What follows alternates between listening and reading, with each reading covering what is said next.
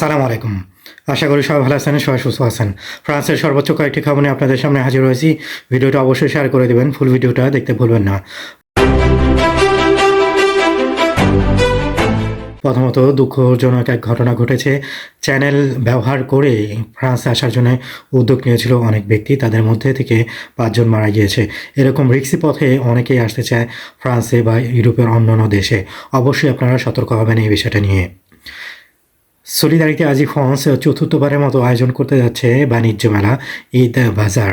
আমরা প্রথমত date fix করেছিলাম ২ জুন রোজ রবিবার, কিন্তু একই ডেটে শুনতে পেরেছি এবং আমাকে ফোন করে জানিয়েছেন যে স্বরলিপির স্বল্পদৃষ্টির যে প্রেসিডেন্ট রয়েছেন তিনি রিকোয়েস্ট করেছে যাতে করে আমাদের ডেটটা পরিবর্তন করি, কারণ তারা ইতিমধ্যে এই ডেটটা অনেক আগে থেকে ফিক্স করেছিল এবং তাদের শিল্পীরা বাংলাদেশ থেকে নিয়ে আসবে।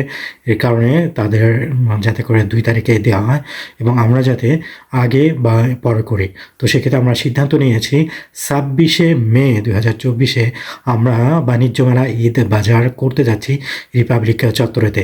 এই ভিডিও ডিসক্রিপশনে আপনারা লিঙ্ক পেয়ে যাবেন। যারা কিনা স্টল দিতে চান টোটালি বিনামূল্যে আপনারা স্টল দিতে পারবেন।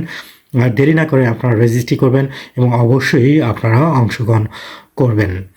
ফ্রান্সে এক মেয়র নাম রোবের মেনার, যে কিনা একদম কঠোর ডানপন্থী, তিনি প্রত্যাখ্যান করেছিল একজন শক্তিলেটার প্রাপ্য এক দম্পতির বিয়ে পড়ানোর জন্যতে। এর কারণেতে পুলিশ তাকে ডেকেছিল এবং তার কথা শুনেছে, কিন্তু কয়েকদিন পরবর্তীতে দেখা গিয়েছে ওই ব্যক্তিকে তার দেশে পাঠিয়ে দিয়েছে এবং রোবের তিনি বলেছেন এখন সঠিক কাজটা করা হয়েছে, যাকে যে জায়গায় পাঠানোর সে জায়গায় পাঠিয়ে দেওয়া হয়েছে। অলিম্পিক গেমসে এই নিয়ে অনেক ধরনের নানা প্রস্তুতি চলছে এবং ৫,০০০ সোলজার যাতে করে ওই যে স্থানটা রয়েছে সেখানে যাতে বসবাস করতে পারে, এর কারণে একটা ক্যাম্পও বানানো শুরু করে দিয়েছে। এটা একটা চ্যালেঞ্জের মতো হবে যাতে করে ওখানে থেকে তারা সিকিউরিটি দেবে বলে জানিয়েছেন।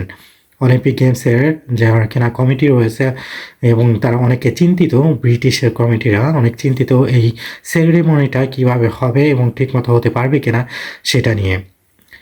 এয়ারলাইন্সের অনেক ধরনের সমস্যা হবে ৯, ১০ এবং ১১ তারিখে। কারণ হলো যারা কিনা এয়ার কন্ট্রোল করে থাকে এজেন্টরা, তারা বলেছে তারা ধর্মঘট করবে, কারণ তারা যে দাবিগুলো করেছিল সেই দাবিগুলোকে মানা হয়নি। এর কারণেতে তারা আন্দোলন করবে বলে তারা জানিয়েছেন। ট্যাক্স ফোনসিয়া যেটা কিনা প্রতি বছরই দেওয়া হয়ে থাকে, এই বছরও দিতে হবে। অনেক ব্যক্তির একটা অংশ এই ট্যাক্স ফোনসিয়ার মাধ্যমেতে চলে যায়।